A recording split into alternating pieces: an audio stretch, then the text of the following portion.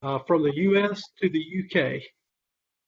And I hope you're having a great morning. And it is a privilege for us to be with you guys today. And I want to thank you for your sacrifice of time of just letting us be here. And so you're going to get a flavor from different dialects. I know that you guys speak the proper English over there in the UK, but you've got a Southern United States guy here speaking to you, so I have a tendency not to complete my words. So I ask your forgiveness to begin with. Then we'll have a couple people that are not from the South that will be on this today, and they will definitely be speaking a little more proper English from the Midwest and from the West part of the United States. But again, thank you for allowing us to be here with you guys today. So my name is Tracy Roper, and I am with Chick-fil-A. I'm sure that Mark has done a good job of already setting this up. I know that many of you have probably read our biographies, so we won't belabor that point anymore about who we are and personally, but we'll talk more about that in just a second. But I do want to talk about this whole idea of being on the journey to becoming the world's most caring company. A few years ago, we had different mission statements, and we'll talk about it a little bit. But then we moved into this realm of what's next for Chick-fil-A. And because of our wanting to think about the future and trying to be intentional about what we do and our calling, which hopefully will come very clear through this presentation today, you will see that we do want to be on this journey to becoming the world's most caring company, because we realize that's the main reason why we're here, and that's to care for people. Next slide, please, Tara. And so what you're going to see on this presentation today, a couple of things. You're going to see the slides move. You're going to see different people pop up. But Tara Hall, who you won't see today, is actually our administrator who is making all of this happen. So we're all remote here. We're not in the same place. I'm in Georgia near Atlanta. Andre, who you'll see in a minute, is in Atlanta, and I already made reference to a couple of people being other places in the United States, and Tara is in the Atlanta area too, but we're all in different places. So I'm going to have to tell her when to turn the slide, so be patient with us on that. So who is Chick-fil-A? I know that we had talked about for the longest time, times I've been over before and have been a part of this event with Mark and Joanna and One Rock, that many of you probably know about Chick-fil-A, but just for those people that aren't as familiar, I'm just going to go through some just statistics that would get you up to speed on who we are. First of all, Chick-fil-A as a corporation began in 1964. Now, you'll find out in the history that the idea of Chick-fil-A actually was way before 1964, but we actually became incorporated as Chick-fil-A Inc. in 1964. We're currently the largest chicken restaurant chain in the United States, and our hero product, our number one product, the thing that we sell the most of on our menu is our Chick-fil-A sandwich, which is a skinless, boneless breast of chicken. It's seasoned to perfection, and we cook it in peanut oil, and we serve it on a toasted buttered bun with 2 dill pickle slices. And I know you guys in the UK, you refer to pickle as a little different than we refer to pickles. For you, it would be a dill gherkin, I guess, is what you would say. But you'll see the picture of the sandwich in a next slide here in just a moment. But we're currently in the United States and Canada only. We are looking at the UK, and we are looking at other places in Europe to open in the next few years. But we currently have about 2,589 locations in our organization. Last year, our total sales exceeded over $12 billion. And we're actually currently, even with COVID and the pandemic, we are trending over 13 billion this year. And so that's going very well. Our 2019 transactions, that means the times that people actually came in and purchased something in our restaurants, we had over a billion transactions. So that means over a billion times people came to our location, or they ordered from our location, and we had a transaction. In general, our company is almost a total franchise organization. As a matter of fact, our desire would be to be 100% franchised at all times. But because of our model and the way we set up things, we have a handful of company-run restaurants at any time, but those are usually temporary. But our franchise model, our franchisees are called operators. When you see me refer to that or hear me refer to that in any of these slides, we're talking about our franchisees. And like I said, we currently have less than 100 company-owned or operated locations. The rest of them are operated by our operators. Next slide, please, Tara. So these are the people that are going to be on the call with you today. Myself, I'm in field operations. Andre, who has been with Chick-fil-A on staff for about 14 years. He is in our leadership development program. You've probably read his bio. And then Ruthie and Karen are two of our elaborate and wonderful franchisees. They are our operators. Ruthie is in Kansas City, in the Kansas City area, in St. Joseph, in the Midwest, and then Karen is out in Colorado, out in Aurora, which is a suburb of Denver. Next slide, please. So a little bit about our history, so you guys know a little bit more about what we are talking about and why Chick-fil-A and our success and all of that type stuff. Our founder, S. Truett Cathy, and the S stands for Samuel, if anyone ever asks you that question, but S. Truett Cathy, he actually opened his first restaurant in 1946, and he called it the Dwarf Grill because it was a very small location, and it was open 24 hours a day, and very early on, he decided that he was not going to open on Sunday. And the Dwarf Grill, if you go to the location where the Dwarf Grill was, it now is a Dwarf House. It's a little bit larger, and they still serve a little bit different menu. It's more of a typical United States diner fare, hamburgers, different things like that, breakfast, full breakfast. But he opened that in 1946. But over the years, Truett wanted to be able to, as he had chicken on his menu and other things, he wanted to be able to serve chicken to his customers faster, because if he cooked chicken with the bone in it, it usually took a long time to cook. And he was trying to turn his tables very quickly so he could have more customers, more guests, because of the size of the restaurant, for one thing. And so he wanted to increase his transaction. So he took the skin off, he took the bone out of the chicken, and he cooked it under pressure. And it cut the time from like 12 to 13 minutes down to about 4 minutes. And so he was able to get that chicken out. And he realized that he had something there. And so over the next few years, from 1946 up into the late 50s, he started experimenting with the different spices. And you can see the picture here on the slide. He created what we call the first and original Chick-fil-A sandwich. And there's the bun, the 2 dill pickle slices underneath the chicken, and the skinless, boneless breast of chicken that's right there on it. And so it was a hit. And it was, like we said, we've got over 2,500 locations right now. And this is the product that sells the most. And in 1964, he decided to incorporate and begin a journey to open restaurants that only featured the original chicken sandwich. And of course, later years, we introduced other products, but they're still chicken-based, all white meat, breast meat, chicken products. And it was also during this time that he designed our franchise model and began selecting operators to own and operate these locations. So I know that was a really high overview of Chick-fil-A, but I would encourage you, Mark can give you the website, but it's www.chickfila.com, and he'll have to spell that out for you so that you can make sure that you land on it. But I encourage you guys to go to that website to get any information that you might want to know more about Chick-fil-A. And I'm sure there are lots of articles out there on the World Wide Web that you can pull on the internet. And then also, Truett Cathy actually wrote or co-wrote several books, and you can go to Amazon and look at those books if any of those are of interest to you. Next slide, please, Tara.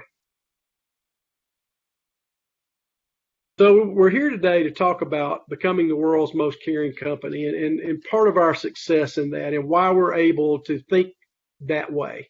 And I would just tell you right off the bat here, right out of the gate, that one of the reasons why I feel like Chick-fil-A is uniquely positioned to pull this off is because when Truett Cathy started this business, um, his principles, his beliefs, his biblical-based thinking, and his faith made him look at business a totally different way.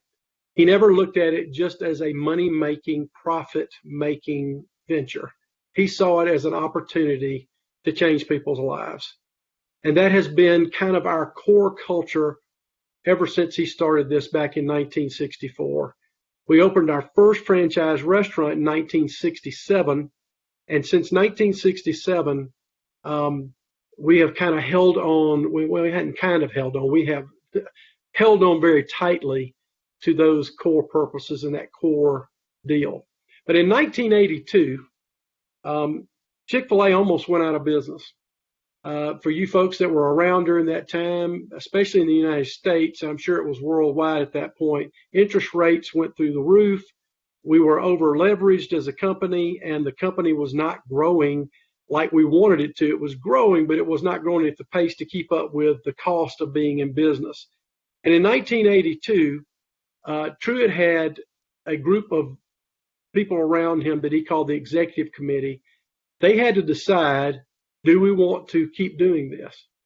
And that's how desperate it had gotten. They felt like they had a good thing. The business at that point was just probably $150, $200 million business. It was not huge at that point, but it was big enough to where it would have been a lot to walk away from. There was a lot of investment in. We had just built this huge building on our now property near the Atlanta airport. And it just was a tough time financially. And so Truett and this group of people went off and had a retreat. And during that retreat, they decided that they need to figure out why we are in business. And it was that time they crafted what is now our corporate purpose, which is exactly this picture out in front of our support center, our main building there in Atlanta, Georgia, where Truett is standing behind right here. They came back from that retreat and they realized, yes, we want to stay in business. And not only do we want to stay in business, but this is the reason why. And so everything that we do at Chick-fil-A, every single thing that we do, every time we open a restaurant, every time we hire someone on staff, every time we make a selection on a franchisee, we're asking ourselves all the questions through this filter of our purpose. And our purpose is to glorify God by being a faithful steward of all that's entrusted to us and to have a positive influence on all who come in contact with Chick-fil-A. Now, of course, that purpose is the backbone of everything that we do. But within that, we also have to have actions and execution and operations and all that type thing. So one of the ideas I want to throw out to you guys, and it's something that we talk about at Chick-fil-A a lot, is we want to marry the purpose, but we want to date the method of how we do it. The corporate purpose for us will never change, so we're married to it. But how we execute that underneath it can change over time, and it has to change over time. The most recent thing is the pandemic that has just occurred. We had to be very nimble, very agile to do some changes that still allowed us to execute our corporate purpose, but at the same time, we were able to stay in business and be strong in business. Next slide, please, Tara. So outside of our corporate purpose, we had our mission statement. So if you were to look at our corporate purpose as our why, this is kind of our what, and even alludes to our how we're going to do it. But when I started back in Chick-fil-A, I started as a franchisee back in the year 2000. I've been with Chick-fil-A 20 years now.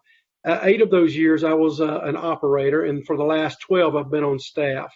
And when I started in 2000, our mission statement was to be America's best quick service restaurant at satisfying every customer. And we really went after that. But what we found was we became very operationally focused at that point because we were making sure the food was right and we were making sure the food was safe and we wanted to make sure that our restaurants were clean and that we were doing all the things operational, which was important. But we felt like that was still a little bit one-sided. Then it evolved to probably in the mid-2000s, maybe 2006, 2007, to be America's best quick service restaurant became our mission because we wanted to be the best at everything, not just the operation. But even then, we felt like that kept us on track and we were running through everything that all the decisions we made in the company through our corporate purpose and this mission statement, we still felt like it was lacking something. So then we created what was called the Creating Raving Fans strategy. And our mission then became, we want to create raving fans, because what we realized was if we can create a raving fan, for us, a definition of a raving fan was someone who was willing to pay full price, even without any discounts on the food. So there was no coupon or any type of discount that they were coming for. They were willing to pay full price because they loved our food, loved our people, loved our restaurant company so much. They were willing to pay full price. They were also willing to tell others about us. So we realized that raving fans not only came more often, but they actually told other people. So they were willing to pay full price. They were coming more often, and then they started telling other people about us as well. So we knew we wanted to increase this raving fans base. And not only did they do that, but they actually gave us feedback too. And they said, hey, we love you so much. We want to tell you where we feel like you're falling short. So raving fans was a strategy we stayed with for several years. But again, still feeling like we were almost there, but not quite there, which led us to our now today real time, what we're trying to accomplish, and is this mission. And Tara, if you'll take us to the next slide. We want to become the world's most caring company. And we want to do that by winning hearts every day. And we really can't divorce those two comments, because to become the world's most caring company, that means we have to execute something in that every single day. We have to win people's hearts every day. We have to win the hearts of our team members. We have to win the hearts of our communities. We have to win the hearts of our guests every single day. Next slide, please. So we live in this tension in this new mission statement that is along the lines of what we have to do on a relationship side as opposed to also what we have to do on an execution or an operational side. So we constantly live in this tension. So we developed this graph to kind of show us and help us stay true north on our mission statement. And what we realized was we had some restaurant operators and some restaurants that were really good for caring for people, and they built really good relationships, but then they lacked some on the execution part. Then we had some operators and some restaurants that executed the operational part really, really well, but they lacked a little bit on the engagement part. And what we've come to realize at Chick-fil-A is you can't have one without the other. You have to have high engagement and very great and excellent execution. Because if you miss on any of those, you could fall back in the bottom left quadrant and look at like we're careless. We just don't care at all. Or if all we do is engage and we build relationships, what we find ourselves doing is that we care for people, but their food is not hot. The restaurants aren't clean, and that doesn't show full care. And then on the other line, on the other axis, if we spend our time spending all of our energy on the food and all of our energy on how clean the restaurant is and our delivery and times and that type service times, it kind of gets a little dry on that side too. So what we're shooting for is that top right quadrant where we are engaging high and we're executing high. And, you know, one of the things that we're finding right now is we're trying to figure out, okay, what does that look like? And so we're still in the throes of that. We're trying to figure that out right now. And what we find is a lot of our operators, our franchisees, have such great ideas. They are helping us figure this out. It's not something that we're sitting in an office by ourselves, closed off, trying to figure this out. We're engaging as many people as we possibly can in this journey because it is so very important. And because this aligns with our corporate purpose, right? If we want to be a positive influence on all who come in contact with Chick-fil-A, and if we want to be a faithful steward that all that God has entrusted us with, people and profit and our restaurants and our team members and our food, all of that falls underneath stewardship. It's not just one thing. And so that is why we have set out on this journey to become the world's most caring company. So next slide, please. So as we're thinking about, just parting thoughts, because I don't want to spend my time talking about the setup here. I want to get to the heart and soul of this and get to the point where you guys can hear how we're executing this. Just know that we are trying to stay married to our corporate purpose, our why. We want to make sure that we're changing and adjusting as we need to, but we're trying to be relevant with our execution of things. So as we are thinking about this, I want to leave you with three thoughts. As a business owner, as a business planner, or if you are leading a nonprofit organization or whatever your organization is, I would challenge you to think about, how you can become more effective. Because if you are in the business like we are, even though we say restaurant, we are in the people business. And we cannot forget that. But we also can't forget we're in the restaurant business. So we have to be able to do that. So I would say for you folks, as you look at your organization, your business, your nonprofit organization, you have to think, what are the things that we have to be doing? And one of my favorite words ever is the word intentionality. Because if you're intentional, that means that you are setting your plan and you're strategically betting that if I do A, I will get B.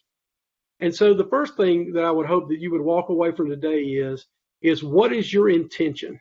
What is your why? What is your intentionality about where you want to be in the future? Because the further out you can see yourself, the greater the chance you are to be able to hit that goal. The second thing I would ask you to do is think about connection. Connect all the dots. What is your why? What is your what? Who is going to help you do this? And how are they going to help you do this? So when I would consult to franchisees, I would always tell them, do you know what your what is? Do you know why you're doing what you're doing? Do you know who is going to help you do it? And do you know how you're going to get there? And so are your who's and how's accomplishing your what and why? And then finally, execution. Every great laid plan is no good if you can't execute it. So I would encourage you to think about an execution model. And one of these that I think about is action, assess, and adjust. I was a former American football coach here in the States before I became a franchisee with Chick-fil-A. And I would tell you, I also coach soccer. So football to you guys, soccer for me. I knew that I could set up all type of strategy and I could try to teach and coach as best I could, but we had to execute. We had to get the ball in the goal. We had to get the ball down the field, and we had to do it methodically and systematically. And so I would ask you to think about what actions it's going to take you as you keep in mind your why, your what, who, and how. Constantly assess yourself, asking yourself the questions, are we doing what we're to set out to do? Draw it back to your why always. And don't be afraid to adjust. You've got to be willing to change directions and be flexible and agile in this environment. And remember, let your why be your guide, but to remember to also marry your purpose, your mission, stick to it, make sure it's solid, but be okay to just date the methods and the way that you execute it. So folks, I thank you. I ran a little bit longer than I wanted to on that, but I'm going to pass the baton to Andre Kennebrew, who is going to take us to our next section in the presentation. Andre? Thank you so much, Tracy. I just enjoyed hearing all that. It was such a great reminder to me, all the things that you spoke about. Hello, One Rock family. We wish we were there with you in London at this time. Hopefully, one day we will get to travel over and spend some time with you in person. We would love to do that. What I want to try to get us to focus on right now is what is it like to care in the world right now during these times in our society? If you've not been watching the news or you hadn't been outside, you know that COVID-19 is a big part of what's going on. So there's some health challenges all over the world. You also know that there's some racial injustice and social issues, not only in the United States, but we know that this has also been something that has conquered the whole world. We know the financial challenges. We know the relational challenges. And so people are challenged right now with so many things. So the question we have to ask ourselves as leaders is, how do we care for our people? Because we do have that responsibility as leaders to care for our people. Next slide, please. As we think about these times, it reminds me of the times when Martin Luther King lived in 1968. I just recently watched a series on CNN called 1968. And if you remember, Martin Luther King was assassinated that year. Robert F. Kennedy was assassinated that year. The Vietnam War was going on that year. There were racial violence and all kind of things going on in 1968.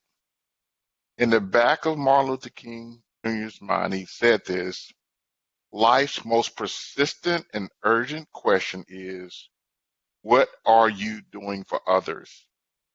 And the good part about this, or the most outstanding part about this quote is that it is a persistent question that we should be asking ourselves, but it is also an urgent question. Persistent meaning tomorrow it'll be there, next week it'll be there, next month it'll be there, next year it'll be there. And the urgency of it will never go away. And the reason why that's so is because people need cared for. And so what we need in the world today is leaders that serve, but also leaders that care. Next slide, please. If you think about a model and how Chick-fil-A does things, you have to go to this thinking around, we always look to biblical things to build a foundation behind our new principles. And so several years ago, Dan Cathy came up with a term called second mile service. This became a really huge part of our hospitality mile. And so the idea is this, and it comes right from the scripture, Matthew 5:41. It says, whosoever shall compel thee to go a mile, go with him a second mile. And the way that's set up is, back in that biblical time, if a Roman soldier asked a Jewish person to carry their bag, there were mile markers. And after the Jewish person had carried that bag a mile, he could stop carrying the bag and go or return back to his home or back to his family. What Jesus was teaching them, though, is not to stop at that 1 mile, but to go the second mile. But what am I trying to tell you? What it meant was to go farther than what was expected. So when Dan Cathy came to us, he says, we've got customers. They expect great food. They expect clean restaurants. They expect team members who are smiling and giving great service. So what is second mile? And second mile became those things that we did for customers that they did not expect. In the United States, in a Chick-fil-A, you order your lemonade, you order your tea, sit down at your table, you're drinking it, you don't expect someone to come up to you and say, can I refresh your beverage? In most places, they would say a refill would cost you 25 cents, 30 cents, 50 cents, but you never expect someone to say, may I refresh your beverage? For Chick-fil-A, that was an example of second mile service. Chick-fil-A turned the hospitality industry upside down with second mile service as we began to find things that we could do that customers didn't expect that was second mile. And it came from a biblical principle found in Matthew 5:41, go the second mile. And so we became famous inside Chick-fil-A, very, very, very specific term, second mile service. I say all that to say this. As we think about what caring for others are, I want to lift up for you today a scripture that will give you some background to build your plan to care for others around. So as I give you these principles, I really want you to think about like what actions would equate to this action. And we'll just go to the parable of the Good Samaritan, Luke 10:25 through 37. And you can read this and study this at your own time, but I really do think it's important that you get this in your spirit. And so this is a parable, and what has happened is the lawyer has asked Jesus a question. Next slide. The lawyer asked Jesus, what shall I do to inherit eternal life? They're having this walking conversation. Jesus replies, what is written in the law? And the lawyer responds, thou shalt love thy Lord, thy God, with all thy heart, soul, strength, mind, and thy neighbor as thyself. Jesus replied to the lawyer, he said, thou hast answered right. This do, and thou shalt live. And the lawyer was seeking to justify himself and said, Jesus, who is my neighbor? Now, before I go to the next slide, I want you to think about this. This is a lawyer, hopefully a leader in his society. And what he's looking for is actions that place him above another. He's not looking to find out ways to love or to care, but he's seeking to justify himself. We live in a world today where when people are in leadership positions, they are looking for acclaim, they are looking for praise, they are looking for people to tell them how great they are. But Jesus, he has a main lesson, and I want to give you what that main lesson is right now. If we'll look at the next slide. As you watch Jesus wash the feet, what I want you to come to this point of understanding is that you can't lead without love. And I'm going to say that 3 times like a good preacher should. Can't lead without love. I'll say it a little bit slower this time. You can't lead without love. I'm convinced in today's society that we live in, the most powerful thing that we can do to do what Tracy talked about, which is engage our team members, engage our customers, is to love them well.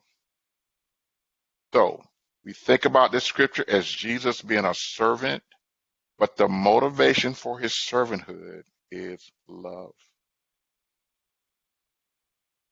Tracy also talked about another thing that we try to do at Chick-fil-A, which is winning the heart. Winning the heart. Winning the heart. There is no better way to win the heart by loving someone through care. I'm going a little bit slower here because I want you to get that. You are running an organization that you want to grow. And what I'm saying to you today is you will grow that business faster and with more quality by being a leader who loves. So let's go to the next slide. The first thing I want to do is I want to tell you what you don't do if you are a leader who wants to be a leader, if you want to be a leader who loves. Let me share with you 3 ways you may not be showing care today, or how leaders don't show care. The first thing they do is they seek to justify themselves. You may be seeking to justify yourself. In other words, you are more concerned about what people think of you and that you have all the right answers.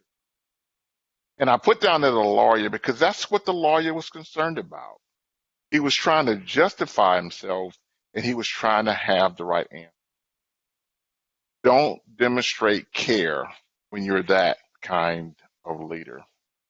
A second thing you might be doing is you may be hiding behind your position, or you may be distracted. The work is not for me, it's for someone else. When that priest was walking, he thought, I'm the priest. I have these priestly duties. The work of serving others is for someone else. That is not for me. He was hiding behind his position, and he was distracted by doing the priestly work instead of really doing the priestly work, which is caring for people. The third thing you might be doing is you may be running away from the responsibility of leadership. It is not up to me, it is up to others. This whole idea is when you see people in need, and we see this all the time, the government's going to take care of it. The church is going to take care of it. His brother's going to take care of it. His mother's going to take care of it. But it's not my responsibility. And that's the Levite as he walks by. It's just not my responsibility. When you are in the workplace, it is so easy because of our pride to justify ourselves. It's so easy for us to get distracted by all that's going on. It's so easy for us to think that someone else is going to do it. But if you are a leader who cares, this cannot be true of you. Now, what I want to do is show you the opposite of that. Let me show the 3 ways that you can demonstrate care. The first way you can do it is must see the condition of those who you lead. And when I say see, I mean you must notice with your eyes, and you must use all of your senses, including your heart, to understand what is going on. It means engaging your people. It means asking questions. It means knowing when things are different with your people than what they normally are. It means knowing when they're cast down and asking, how are you doing? And if they say everything's all right, you ask them again, how are you doing? And what I found with people I lead, I always ask them 3 times how they're doing, because by the time I get to the 3rd or 4th time, they'll really tell me what is going on. So you've got to know the condition. I think Jesus said something about that in Scripture. You have to know the condition of your flock. The second thing, can show compassion and mercy for those who you can try to feel their pain. One of the things that is really hard to do with things people are going through is not really get involved because you don't know how it feels. Never been through it. You don't have to go through something though to know that it hurts. If you've experience certain things, you can relate to it. And when you can take something that someone is going through, even though you haven't gone through it, and think about something similar that you've gone through and remember the pain that you felt, it causes you to show compassion. It causes you to show mercy. When the Samaritan walked by, he saw the condition. He didn't just see the condition, but he got off his beast and he came over and he saw the hurt. He saw the blood. He saw the condition and he felt the pain in a way that he needed to move him to action.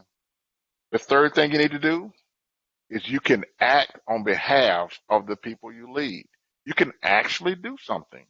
So what are some things you can do? You can give your team your best, which means setting aside time and money. There's nothing more valuable than your time and your money. You can give that to your team.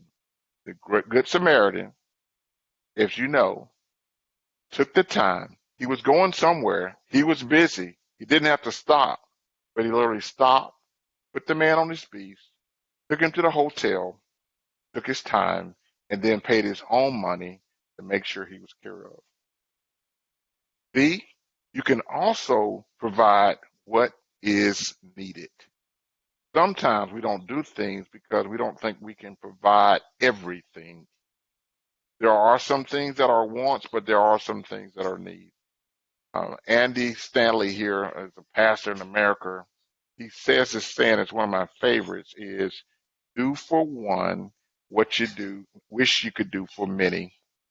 And so get fully involved in meeting the needs of one without worrying about the needs of all. The resources you do have. If you've got $5 and you think about it and that's the need, don't say, I'm not going to give that because I want to have something to give over here or to give over here. Customize meeting the needs of each individual based on the needs that that individual has. I want to give you some very practical examples before I end my talk. I think about Truett Cathy, and you heard Tracy talk about him early and him starting a company.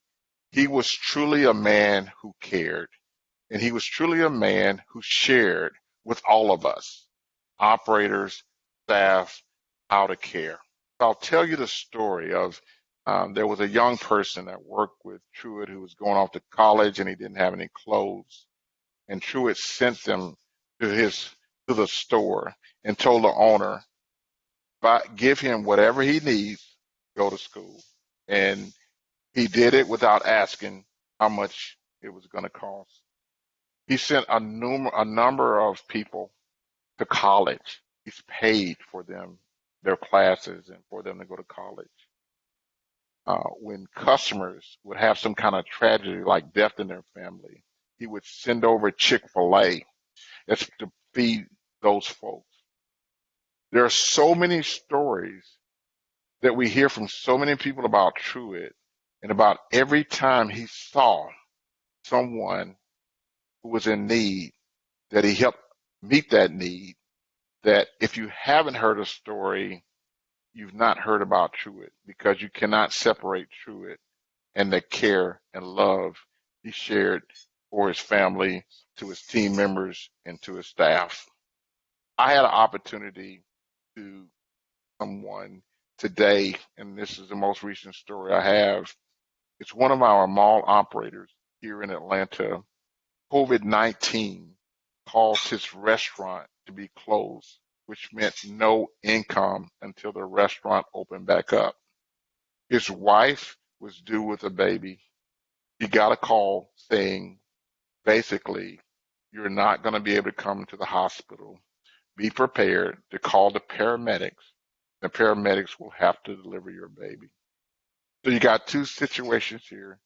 This family that's about to have their third baby, they're concerned about whether they're going to be able to deliver in the hospital or they're going to have to be delivered at home. And on the same day, they get the news that the restaurant is being closed and they won't have income. Here's how you care for someone. The story got out about this, what was going on with this young couple. And when they did go to the hospital, which they did, to have the baby, when they got back home, their front porch was covered with diapers and baby material because they knew a baby was being born, which was the need that they had was for baby material, and enough was provided because the income was lost. And so as I go to this last slide, I want to share this with you because this is how I want you to think about building your plan. I want you to build your plan with verbs. But a certain Samaritan, as he journeyed, came where he was, and when he saw him, he had compassion on him. And he went to him and bound up his wound, pouring all oil and wine, and set him on his own beast, and brought him to an inn, and took care of him. And on the morrow when he departed, he took out 2 pence, and gave them to the host, and said to him, Take care of him. And whosoever thou spendest more, when I come again, I will repay thee. Which of these 3 thinkest thou was neighbor unto him that fell among the thieves? And he said that he that showed mercy. And then said Jesus to him, Go and do thou likewise. One Rock family, what I want to say to you is go and do likewise. Every single word that you see that's underlined is a verb. Caring for people is action. What can you do for your employees to show care? And it starts with verbs. As I wrap up, I get ready to introduce Ruthie Sykes. Ruthie is an operator in St. Joseph, Maryland. And behind her will come a young lady by the name of Karen Arangua. They are actually operators, franchisees. They are actually doing what I just talked about every single day with their team members and their customers. They're going to share with you how they are helping us become the world's most caring company based on the principles that I just shared with you. Ruthie, welcome. Come on board. Thank you, Andre. So as Andre said, I'm Ruthie Seitz. I'm an operator in St. Joseph, and you see on your screen in front of you 2 pictures of my team. The picture on the right is a picture of my team pre-COVID. Happy, loving family, excited to work. And then the picture you see on the left is my team smack dab in the middle of COVID. What I love about this second picture, the one on the left, is even with their faces covered with those masks, you can see the joy, you can see the smiles on their faces, and you can see that that really is a team that is cared for. So that right there, that's my heart and soul right there, just caring for my team. So how do I care for my team? Well, first of all, it's a job far too important for me to undertake by myself. I have a team of over 100 employees, and I know that I would fail miserably at showing each and every one of them care if it were all up to me. But thankfully, the Lord has blessed me with an army of leaders that support me, and they stand in the gap. They meet the needs of our team, and they shower them with care. One reason I know that I need this army of leaders is because by nature, I am painfully shy and introverted. But even as an introvert, I can show my team that I care. I just have to do it in simple, consistent, and non-flashy ways. Chick-fil-A's founder, who you've heard about, Truett Cathy, once said, "You don't have to make the headlines to make a difference." And thank goodness for that, because I stay far, far from the spotlight. First way that I show care to my team is by getting to know each of them individually. We take the time to build relationships and get to know our team's goals, concerns, needs.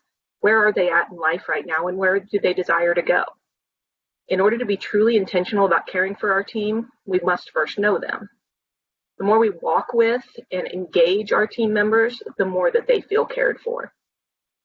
Truett also said, "How do you know someone is in need of encouragement? They're breathing." And that is so true. My leadership team takes the time to encourage each and every staff member, regardless of how they show up to work. We have team members that come in and you can just tell it's maybe not the best day in their life. And what do? We meet them with encouragement. If they come in and they're excited and they're bouncing off the walls and they're ready to go and excited to greet every guest, what do? We meet them with encouragement, because you never know what pain a person might be hiding, and it's our job to care. I had a leader who moved away. She worked for me for a while and then decided she wanted to move away from home, went and worked at another Chick-fil-A for about a year or so. And during that time, she had made some pretty poor life choices. Channing realized that she needed to move back home to St. Joseph to be near her family and her friends so that she could once again get control of her life and be at a place where she feels safe to make the right choices. So she reached out to me and asked if we could talk. She wanted to come back to work, and she had said that Chick-fil-A was the place where she felt safe and she knew that she could grow and mature. And I welcomed her back to the team. Channing and I met at least once a month, and we discussed her progress, talked about any challenges she had or anything that she, wanted to try and take on, and we talked about life outside of Chick-fil-A. After a few months and seeing how well things were going, I asked her if she'd be willing to take over our training program and really lead it. And that meant developing our crew trainers. That meant welcoming on all new staff and making sure that we're taking charge of their development. She has a natural ability to make fast friends with new team members. She made them feel welcomed, and she helped equip them with the tools that they need to become successful at Chick-fil-A. And she was excited and thankful for the opportunity. So I knew immediately this was a good fit for our store, and I was thankful that we had done this. It was a huge blessing to our team. But I didn't realize how much of a blessing it was until just this past month. You see, I have a new team leader named Nick. When a team member expresses interest in becoming a leader, they have to meet with me, and I find out their why. It's not a good idea to have a leader come on board if they're wanting the leadership just for the title or just promotion. Are they really invested in growing the team and doing what's best for our culture? So I asked Nick, why do you want this position within Chick-fil-A? And Nick told me when he started at Chick-fil-A, St. Joseph, about a year ago, he was in a very dark and bad place in his life. He told me that many times he had contemplated taking his own life, and I would have never known this. To know Nick, the most upbeat, loud, funny, off-the-wall, excited team member who just wants everybody to have a good time. That's Nick every day, day in and day out. But Nick told me that Channing had taken the time to get to know him when he started.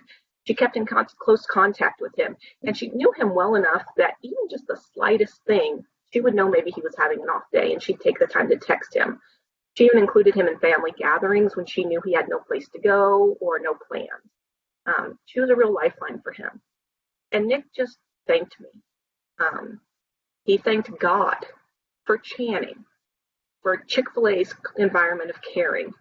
He said that because we truly live this culture of caring, he wanted to be part of it, and his desires to be available if, heaven forbid, another team member ever was going through a dark time and needed somebody to care for them. He wanted to be that person. And I just think God brought Channing back to us so that she could be there in Nick's time of need. And what a great blessing it was. So how do we build this culture of caring? Well, our leadership team finds a way to model care, to coach with care, and discipline with care. And that all looked a lot simpler about 6 months ago. But 2020 has been a year of uncertainty for us. We've had to adapt. When the pandemic hit, and then followed by riots and civil unrest, we had to take notice of all the events happening in the world and see what impact it was having on our team. And therefore, we doubled down on our efforts to make St. Joseph Chick-fil-A a place of calm and respite from the worries of the world. We found out that team members, kids, were now having to support their households because when the government shut down businesses in town, many of their parents had lost their jobs. Well, that leads to feelings of fear and anxiety. And when high school students, seniors, had their final year of school end without the usual pomp and circumstance, no prom, no graduation, they had feelings of loss and sadness. So we asked God for wisdom. We knew that our response had to be quick and meaningful. Well, the first thing we knew we needed to do is meet the basic needs of our team. So we set up a free pantry with food, health, and hygiene items for anyone to take what they might need at home. And then I brought my sewing machine from home. Before masks were required or even suggested, I began sewing them for my team, just in case. Those are the masks that you see in that photo on the left. Then as I was sewing for my team, I had team members express to me their concerns about family members with compromised immune systems, or friends and other people within their lives that they might need a mask for. So started churning out masks for friends and family members of team members without charge. Then during that time, I had the awesome experience of several team members say, I really would like to learn how to sew, and I've never had the opportunity. So I got the opportunity to then sit down with some team members and give them a quick lesson on, here's how you run a sewing machine. And then they were equipped with the tools to be able to go home and make masks for their friends and family. We closed our dining room before any other restaurant in town. And I knew that that was a priority for me because I want nothing more than for my team to be healthy and well. But when I made the decision to close my dining room, I then realized that all of my service employees are going to be working outside now, and summer's right around the corner. So having them work in that heat is not exactly ideal. So my leadership team and I got together and we decided there are some basic needs we have to meet here as well. We ordered ice vests, personal fans, cooling towels, event tents to provide shade, and we keep a fully stocked snack station within the restaurant for any and all team members when they need to come in and recharge and get their energy levels up. Then we realized, okay, parents are out of work, and these families of our employees would not be able to enjoy a meal from a restaurant because of the cost. So we sent a message to all of our employees, even the ones that weren't working now because they might be caring for somebody with a weakened immune system, or they were notified by their doctor that they needed to self-isolate. We told them all we missed them. We miss working together. We miss being the giant family. And we wanted to show our love and appreciation for them by allowing all of our team members, regardless of whether they were currently working or not, to be able to feed their families once a week during the pandemic. We told them we wanted them to be able to share a good meal with their loved ones, even during lockdown, and to embrace and cherish that family time. We have one team member with a weakened immune system who's an absolute prayer warrior. Brandy knew early on she wasn't going to be able to work during the pandemic, and it broke her heart. She is the opposite of me. She's an extrovert, and she craves being around people all the time. So I knew this was going to be especially hard on her.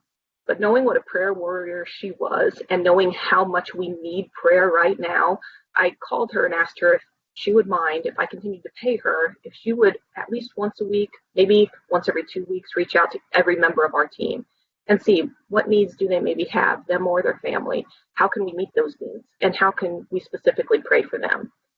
That's been wonderful for Brandy, because for somebody who needs that time with other people, who has to self-isolate, she was really feeling connected to the team and feeling like she was still a part of the world. So that was wonderful. Then we saw a need in the community, small businesses that were in real danger of closing.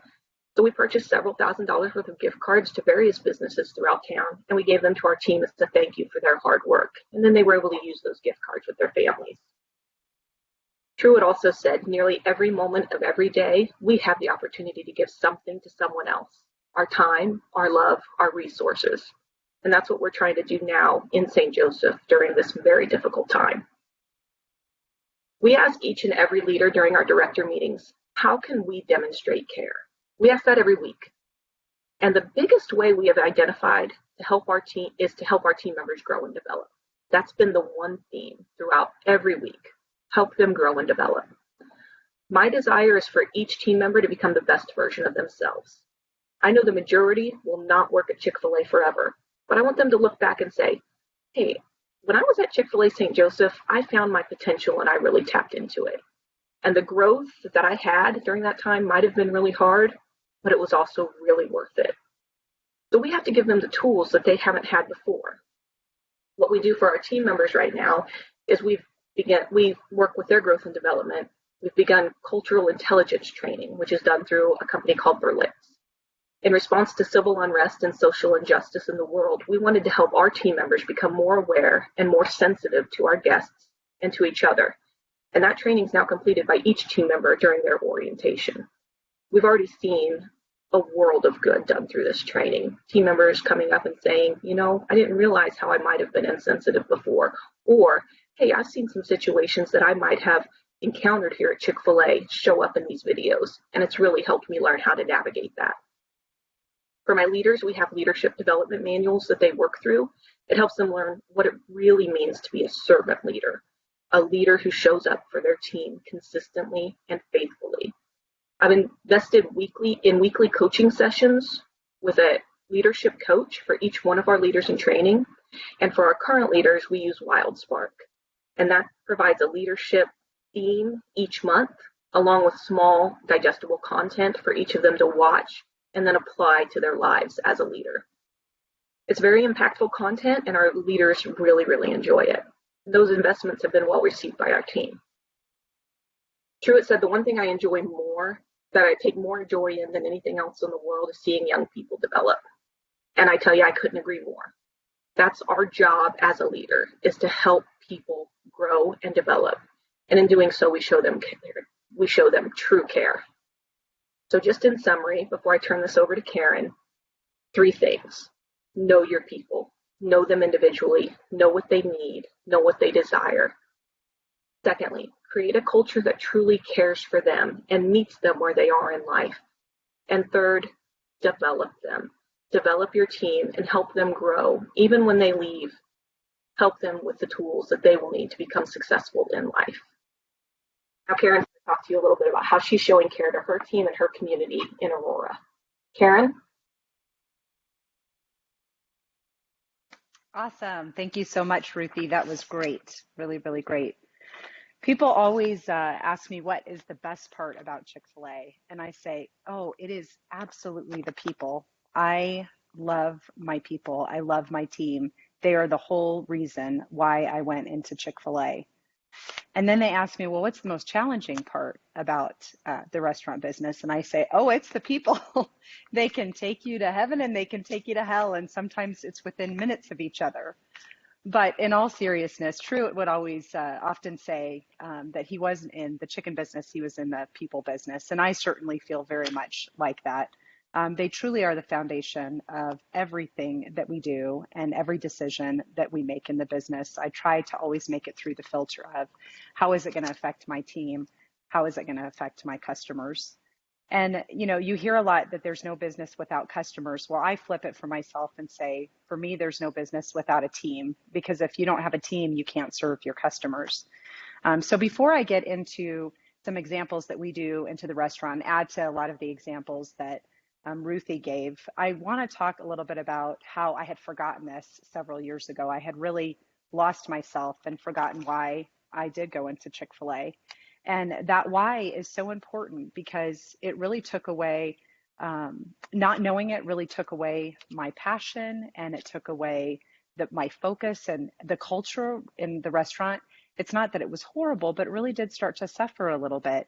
And so I went on a retreat. And for me, this is a very big deal because I'm a wife and I'm a mom of 4 kids, and silence is not something that I'm very used to at all.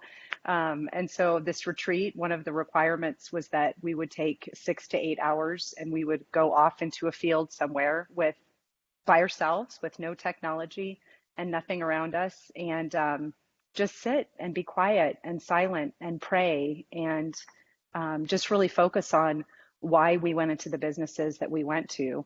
And it was one of the most valuable things I ever have done, because I did find my way back to my why. And that was really about building relationships with people.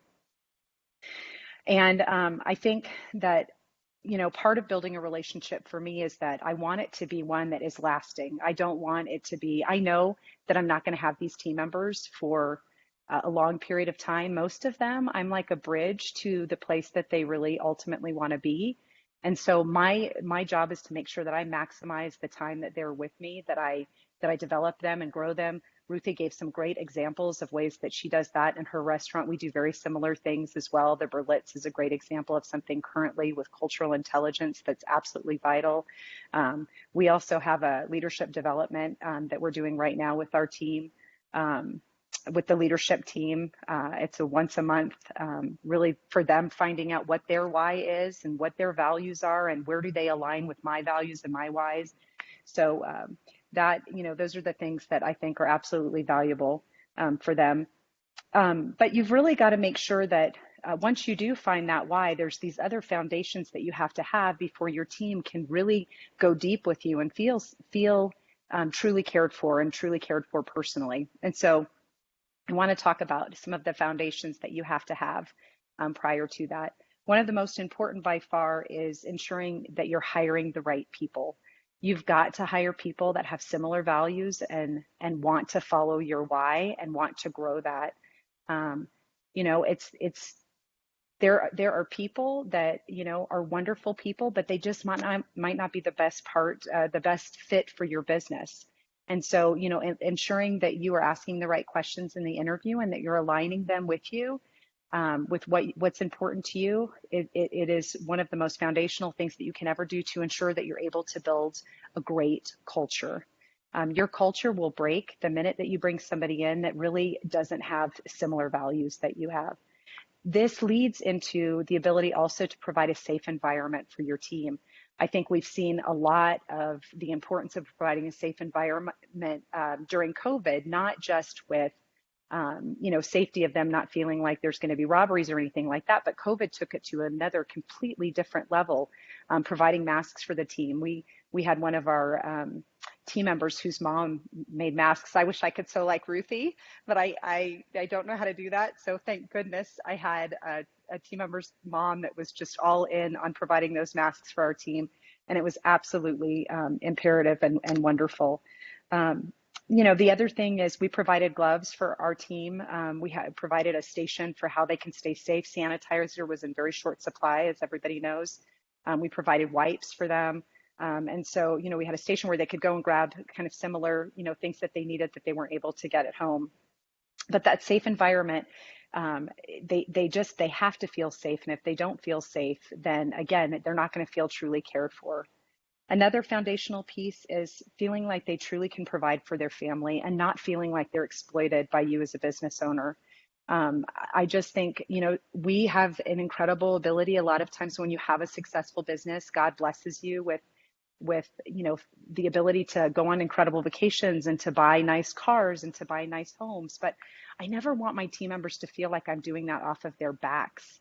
And so being careful about, you know, just being cognizant of the things that you have and how you're talking about them and what you're showing, I think is absolutely important too, because they've got to feel like you do value them and that you're not utilizing them. And that really starts with making sure that they can provide for their family. You know, you may not be able to start there, but as they grow with you, even if they're not in leadership, if they add a certain value, you know, to you, to the business and to the other team members, being able to provide them financially, you know, with greater resources is a huge blessing that we have. And I will always take care of my team before I take care of, you know, feeling like I'm going to sacrifice, you know, them for profits. So for me, I always feel like if I can give to my team, the profits will take care of themselves. And again, during COVID, a good example of this is when everything started and I didn't know if we were going to open or close. As a business owner, I can recover very quickly. I have resources, you know, financial resources. And so I promised my team that I would not, that they would be paid. And I was terrified, but, you know, I just kind of took a leap of faith and I thought God somehow will protect us. And it certainly is what happened. We were down 25% the first month. The team was fully committed. I cut no hours. And the next month we were flat. And then the next month after that, we were up like 3%. And I really feel like it's because the team was committed to making sure that they were able to help me keep the business going. So those three things are important. Once you have those things, then you can really start working on, you know, loving on your team and empowering them to love on, you know, the customers as well. So part of our promise to our team members is that in every moment they matter, and they matter to each other, and they matter to the customers as well. And so, you know, how do they demonstrate to the customers that they care for them? I'm going to give you some examples that we empower the team to do. One example is they, you know, are empowered to look and watch and see if somebody has, you know, birthday packages on a table. Then we've got somebody that'll go over and say, oh my goodness, what are you guys celebrating? And, you know, if they say it's a birthday or an anniversary, then we'll, you know, give them free desserts and we'll make a big deal. We'll bring cows out. We'll bring things for them to come back. we have a hospital near us, and there, we have new babies coming in, and so we've got these little onesies that say "Mama's Chicken Nugget" on it, or "Mama's Little Nugget," I think, and so we'll give them that with a couple of free meals for them to come back, for the mom and dad to come back and be able to, have a meal without having to prepare things. And the team gets so excited and so into it. They also, every Christmas, we have a list that they can put down their regular guests, and we provide them with a little gift that they personally can give to their guests that they've built a relationship with. And I think that, once they see that care that they can provide to other people, they start to really look for additional ways that they can do that. Showing that they matter to each other. This is one of my favorites because the team spontaneously does this. And it's certainly watching them care for each other is amazing and fun. So they'll do like potlucks, for somebody's birthday or for a baby or for an anniversary. They will take up a collection. We had a team member that had a terrible loss, and I saw them collecting money. I was like, "What are you guys doing?" And they said, this person, one of these team members, had lost somebody, and I had just found out about it, and they were collecting money in order to be able to help him and his family during that terrible, terrible time. Some of the other examples that they do for each other is, things like graduation, diaper runs, big, buying diapers for somebody that's in need, a team member that they know, doesn't have as much as maybe another team member. So these are just a few examples of things that they do. Lots of celebrations. And then, for us, how do we care about the team? How do I personally care for them? How do I make sure that they feel important? There's intentional things that we do. And some of those intentional things are recognizing things like birthdays. So individual birthdays, in addition to the potluck that the team spontaneously does, we do little birthday cakes for everybody. We recognize their anniversaries. 1 year anniversary, they get a jacket with their name embroidered on it. And for a little while, I didn't think this was very important to them. And I was a little worried that maybe it wasn't enough, but the team values these jackets so much because we have community jackets that they share, and they have to move their name tag on the outside. And man, people know exactly when their anniversary is because they are asking for that jacket because they don't want to wear those community jackets. We have a team member appreciation week that we do. We do lots of fun things. We have a candy day where we bring in every type of candy you could possibly imagine and have it there for the team. We do eat whatever you want day. We've done massages for the team where we bring in masseuses and they get to run back and have a massage. And then it all ends with a team member appreciation party on an event, usually pool party. So these are just, any way that you can find little things that you can do for your team. I think Ruthie mentioned, it doesn't have to be these big, grandiose ideas. It can be small little things that you do, just little points where you find that there's an opportunity to care for your team. So that will lead to your team spontaneously doing things for others as well. One of my favorite stories is I had a team member that, it was snowing outside and they were leaving, they had clocked off, and I looked outside and snow had covered all of the cars and everything. And they were out cleaning off every customer's car and every team member's car. And it was the most beautiful thing because it was their gift that they just gave from their heart. And I didn't tell them to do it. It certainly wasn't something we had talked about. And it was just a really special thing to see. So how do you start building care for your business? I just want to summarize in 3 things. So first, know your why. That is absolutely important. If you don't know it, take some time and find it. One of the best ways to do this is ask your team. Ask your team what they think is important to you and what they feel that your values are. And then go on a retreat. Take some time to think about it and find it. To separate yourself from technology, because it's really going to take you just praying and meditating on why you're in the business that you're in. From there, you can build a picture of what your culture is currently, and then you can build it where you want to be. It really will give you some good ideas of where you want to be. The other thing is ensure those foundations are right. Hiring, do you have the right leaders in place? Are you hiring the right team members? Are you asking the right questions during, your interviews? An example of this is I asked a team member, one of my favorite questions is to say, tell me about a time that you did something for somebody that they didn't expect. And one of my favorite stories was Brittany, had said that she was down in Mexico and they were building these houses, which already, number one, shows that she cares, that she's giving something beyond herself. But she said that they had just enough money to build this one room house for this mom. And she said, "Oh, I love this house so much. I wish it was pink." She's like, "That's my favorite color. And I just wish that it was pink." And so Brittany, with her friends, they collected all this money and they bought the paint and they painted the house on their own. And when the mom saw it, she was just, of course, overcome. When I hear things like that, I know that's a team member that cares. I know that they're going to help me build relationships in the business and with their fellow team members. And then, I lost my earbud there. And then, ensuring that the values are the same and that they feel valued and cared for by providing a safe environment for them. And then evaluate your compensation package. Are you providing at least enough for them to not feel like they're getting exploited, or they can start providing for their family? Finally, develop intentional ways to show care for your team. That is absolutely important as well. So a great book to read. And I'm sorry, Tara, I forgot to tell you to advance the slides. There we go. Okay, so this is a package that we put together that the team wanted to give out to somebody. And here's my team. And then we do a graduation party for them. And these are all of our graduates for 2020. I always do a 5-star dinner that we take them out for. And then if you could go to the next slide. So knowing your why, ensuring the foundation, and then developing intentional ways. This is a great book to read, The Power of Moments by Chip and Dan Heath.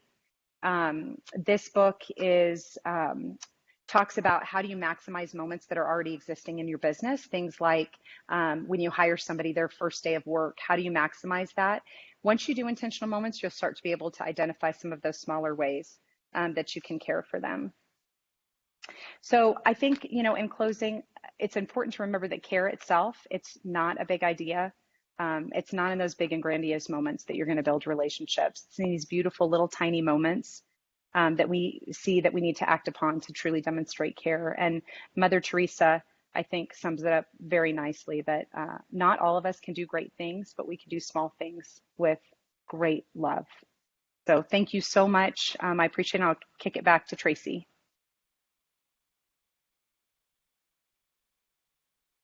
Okay. Well, thank you, Karen, for sharing that with us. Thank you to Ruthie and Andre as well.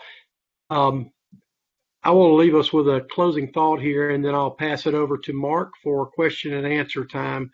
But there's a pastor here, many of you might have heard of, Rick Warren, who is pastor of Saddleback Church out in Southern California.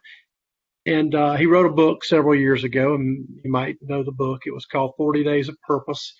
And one of the things the takeaways in that book was probably the very first sentence in the book. And if you read the book, you open it up to the first chapter, the very first sentence in that book says, it's not about you. And it's true. It's not about you.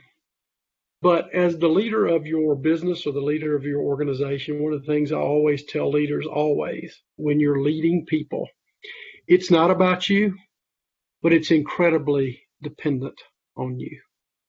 It's dependent on how you care, how you love, your intentionality, and what you do.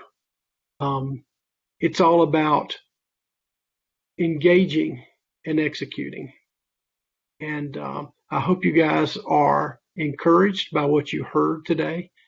And we're going to open it up to questions for Mark. And so I will turn it over to him. And I think we'll be talking to a few of you later on this afternoon personally. But we do want to thank you again for allowing us to be here today. And we hope you will just have a wonderful time learning. And may God bless each of you personally and in your endeavors. Thanks.